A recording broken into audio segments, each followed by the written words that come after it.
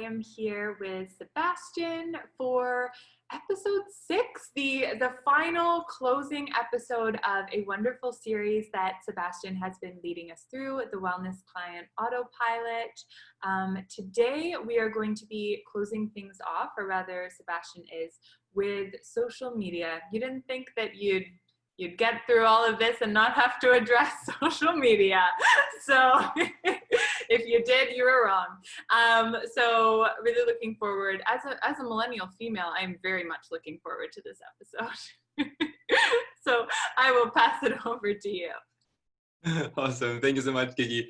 Really, really excited, actually. I'm also quite content to have this last session. And yeah, as you said, we kind of the things you have to do, right? With social media, but I also thought that it's so important to cover my point of view of it, because I see so many people just doing it wrong, because I come from the wrong place, and I feel like I don't actually really understand what it is about, in my opinion. But everyone can form their own, but I'm pretty sure that this will help to really get a bit of an understanding also, especially when you're just starting. So with the whole series, I find that we were covering the foundations, covering how you can create a rock solid foundation and the basic systems to enable future growth, right? So, and that's also going to flow into what we're going to cover about social media today, is what are the basics and what are the foundational place I have to come from to make that actually work. How does that sound? Amazing. Sounds like I'm already too late, but we'll do it. No, I'm just kidding. Yes. But like many people think that, but you know, that's I find it will usually give you a little bit of a different insight on maybe what you can change and adapt with it. So let's see. I'm going to share my screen, and if you can tell me that we're seeing that all. I'm just seeing your slides. Wonderful. That's what we want. So you don't get distracted by all the other things around it, right? Not all your secrets. Just That's right. So as you said, session 6 out of seeing social media, as I like to call it, because we're gonna cover 3 steps, which is S stands for strategy, E for engage, and the second E for expand. So a little word play there on the art and seeing social media. So it's a 3-step social media blueprint that converts followers into new clients. And that's really what we want, right? Otherwise, what's the point? So I hope I can pass on some understanding and essentials around how to make that happen. Here's a little graphic, now probably a bit outdated as well, but it hasn't, if anything, it just got more extreme. But I find this is really cool thing to get a bit of understanding on what's happening at the moment on social media. So this is a graphic that shows what happens on the internet in 60 seconds. So if you go and look at the very top, you have Facebook in blue, which says in 60 seconds, we have 973,000 logins. Or we've got 174,000 people scrolling on Instagram every 60 seconds. It's pretty cool, isn't it? Or we've got 25,000 GIFs. That's just GIFs, right? Like bottom left on Messenger, and just Messenger, right? So it's not even just all the messages, it's just a GIF sent on messages. It all happens in 60 seconds, right? So I guess it really gives you an understanding like how big this is.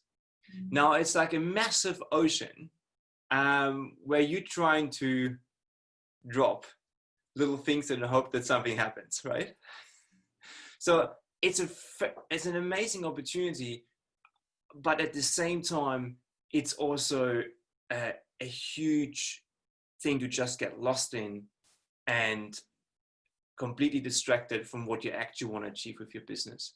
So, and my intent today with these 3 steps is to show you a simple way how to get started, but also if you're already doing social media, maybe even successful, in your opinion. Let's see if I can challenge that and see if you're actually successful. And if you find out that that may be different to what you thought success in social media means, show you a way and how to change that. So here are the 3 steps in a little Venn diagram to give a bit of an understanding why we chose these 3 steps. So we've got at the very top, you got strategize. Then bottom left, you got engage. And step number 3 is bottom right, expand. Now, if you have the right strategy and you engage your people, but you don't expand your reach on social media, you're going to very, very quickly get stagnant. If you have a good strategy and you constantly expand, but you don't engage anyone, it's pretty much pointless because you don't convert any new clients. And if you engage consistently on social media and you expand a lot, but you don't have a strategy and how to actually monetize that and make money out of it, it's aimless and at the same time also pointless again, right? So only if you have the right strategy, you engage consistently, and you expand your social media, you will make the impact that you desire. So let's go through each step and let me explain my take on it. So first step, strategize. That is the number one thing. And if you don't get anything else out of this session today, for all our listeners, this is what I really want you to let sink in. Here's a quote from Stephen Covey, who has written the 7 habits of highly effective people or successful. Yeah, you're right. I recommend, really recommend the book. There's cool YouTube videos on this as well. But this is one of his steps. I always have the end in mind. And he says to begin with the end in mind means to start with a clear understanding of your destination. It means to know where you're going so that you better understand where you are now and so that the steps you take are always in the right direction. And it sums up basically everything that we've been doing this series. It's all about, okay, let's not just start something because we see a hype about social media or hype about the website or someone's telling us to do webinars or someone's telling us to do Facebook. Let's really understand, okay, where am I at right now? What's my destination? What's the end that I need to have in mind to take action? Because so many people someone who sells social media says you need to post on Facebook and Instagram. Well, but why, right? What is it? What is the actual outcome? Where am I at with my business? And it's like just focusing on making my social media incredibly beautiful and exciting, really gonna give me what I need. And if I understand why I want to do it, how I'm actually gonna strategize my investment into social media in a way that I get a bit of bang for my buck. Right? So always have the end in mind. He has this beautiful exercise that he has in his book where you imagine your own funeral and people talking about you, and you're setting yourself, or you write down what each of those people who speak at your funeral would say about you. And then according to what your wife would like to say about you, what your friends would like to say about you, and what you like them to say about you, or your parents, according to what you write down, that's how you live your life. And that goes down. It's an incredibly powerful experience. And with that, if you take on any action, any move, let's say, in your business, always have the end in mind. So with social media, what's the number one goal? Is, in my opinion, to get people off social media. It sounds paradox, but it's the only real reason how you can measure if your social media is working. If you get lots of followers, lots of likes, and all these great things, but you don't actually get people off social media where they talk to you or where they join in a community through an email list or whatever it is, your social media is not working because you have no pathway in place to convert them into a paying customer. So there's lots of things on how we can break this down, but when it comes to the strategized point, always have the end in mind. And the wellness product ecosystem we've been talking about in the whole previous series actually gives you that pathway and how you can make that channel work. Step number 2. So now you know what you need to do in social media. And this is the strategy that influences how you post, what you post, and how you do everything else in social media. Now, when it comes to engaging, my number one goal is to literally engage anyone I have like comment on a post, even if someone accepts a friend request. I have something that I send them in Messenger basically, or in the messaging platform that is attached to the social media. So how do we do that? The number one thing is be human. I always say recreate online what you do offline. That's when you're most successful as in a digital space. Now, if I see people sending me messages, how often do I get a message on LinkedIn? Hey, I'm such and such, and I have this great thing here going on. It's going to be a webinar. It's going to be something to sign up in. Sign up here. Here's my whole story, and I get this massive message.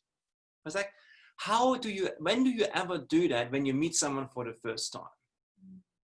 But you don't bombard them with all this stuff, right? You just say hi, thank them for whatever, initiate the conversation. So, hey, thanks for the comment or like, or thanks for accepting my friend request. How are you going? Right?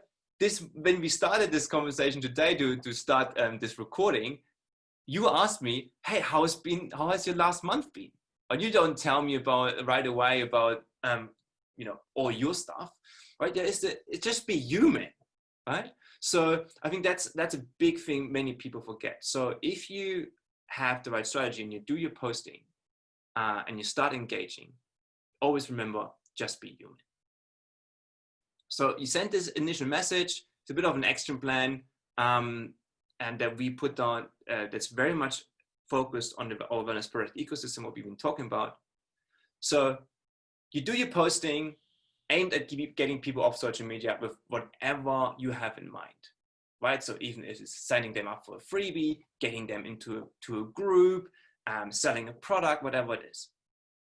So now you have the post. Now that will ensure, if you get consistent, most frequent and the most recent are who's seen the most frequent, the most recent are those who will be bought from. Right, so you have to be consistent on social media. Have the right strategy in mind. And then when that happens, people will engage with you. Everyone who engages with you, send an initial message. Be human with that message. And then, before you then ask them, do you want to buy something? And have also, again, the end in mind, which is to get a new client, to sell a product, is, okay, how do I get that person there? So here, under step 2, you can see, keep the conversation going. So ask them, what's their biggest challenge? Ask them, what's their goal? What's their vision? What do they want? What are they looking for in a moment? Or another way of saying that is also, what's their biggest priority right now, which is a bit more goals, like kind of long-term priorities, short-term. So these are 3 questions where you can find out the problem that they have right now. Because there's no point on offering them anything if what you have to offer is not solving the problem that they either have right now or will have in the future. So find that out first. Again, what do you do offline? If you talk to someone, you only say like, hey, I have this really cool thing for you. You only say that when they have expressed in some shape or form that they have a problem that what you have to offer actually solves. Same here, right? Be human. So find that out first. And when you find out that they actually have the problem, it's just naturally to simply ask, hey, would you like some help with that? And if so, you start that qualifying process that we have done in session 3 or 4, I think. 3, yeah. Yeah, we had a clarity conversation session. Yeah. So that's the qualifying process we talked about there. And we also gave you a template for that to download. That's where that starts, right? That's how that ties in.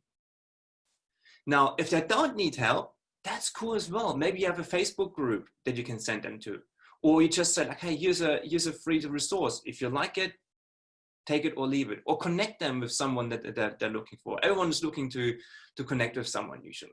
So just ask about that. And this way you can be the connector, help, and leave the conversation on a very positive note. Again, be human. So initial message, keep the conversation going. If they need help, raise hands, and then start a qualifying process.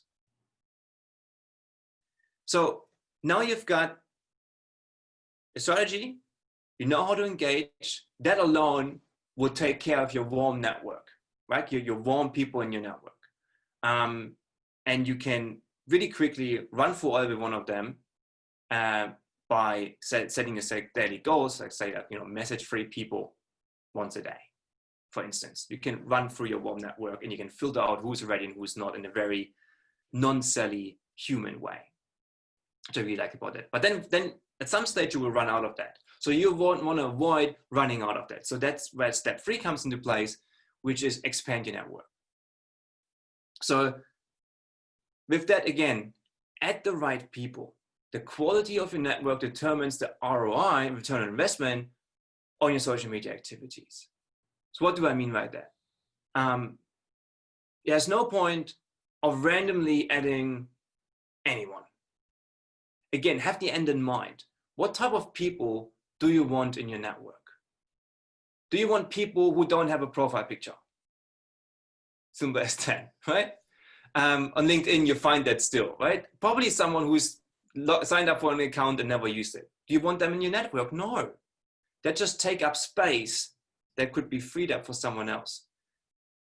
Yes, you have lots of space, but always remember, if you have a community which has unlimited space and you have it filled, you have 10 people in there who really understand your values, they share your vision, they're really engaged, they're great fans. And then you have 100 who are not like that, who are not engaged, they don't really care. How effective do you think those 10 would be? Probably not very much. So it doesn't matter how much space you have, like LinkedIn, you can now add, I think, 50,000 people or something. It's much more important that the overall quality is really good. So get an understanding of who you want to add, identify those in step 1, then find them through groups. If you want to target moms, you can find hundreds of different mom groups, and then find who's most active in there. And you can literally just add them as friends. And when you found them, step number 3, add them. So as I just said, add them as friends, or follow them on Instagram, or send them a connection request on LinkedIn. Again, platform different people, right? Instagram in general, very young people. When I met anyone under 30 and I said, like, hey, let's connect, the first thing they do, they sort of like that, they open up Instagram, right? That's like, Facebook is not even in their world anymore. Like, if the younger you go, they often don't even have a Facebook account, right? Because they're just like, they don't want to be part of that. It's just not up in their world. Anyone over 40, Facebook, awesome, right? They all hang out there. Like, I don't do anything else but like scroll through their feed. And if you want to do LinkedIn, if you want to do people who is in the business world, like strategic partners, for instance, creating strategic partners, LinkedIn is awesome. Unless, again, they're under 30, then not so much. Then you just go back to Instagram. So that's kind of, for me, like, as a basic role. Obviously, there's much more to it. But as a basic role, again, for your foundation, where you want to start, that you can use as a basic role to make a decision. Now, then set yourself some goals, right? I wanted to grow my social. I said I want to connect with 30 people on Facebook, 20 people on LinkedIn, and with 50 people on Instagram. That's what I set myself as a goal. That enabled me to grow my network really fast. At the same time, it also took a bit of time if I wanted to make sure the quality of my network is still good. Don't have to do it that fast, but I grew my Facebook friends from like a couple hundred to, I don't know where I'm at now, like 2,500 in like a few months. And LinkedIn the same, from a couple hundred to I think like 3,000 now, because I hang out there most. And Instagram for me, I never really got to it. But so I have like 350 or 360 Instagram followers. I'm just now kind of getting a little bit back into it. But again, set yourself some goals, have the end in mind, and then see where you end up. But at least with some daily goals, you can get consistent and put in some habits, form some new habits to make this work for you. So again, strategize, understand what you want to do. You can do social media, get people off social media. Well, that's the very first step. If you don't have that, there's not even point for you to think about social media. Then make sure you engage people, because if you don't engage, nobody's actually gonna take action to fulfill the goal that you have strategized. And always remember, find a good way to expand with the right people, so you basically don't run out of new prospects. What do you think? May I ask one little question based on your experience? Yeah. What do you think for wellness practitioners, what's the one that they are like most guilty of? Being stagnant, aimless, or pointless, in your opinion, based on what you've seen? Aimless and pointless.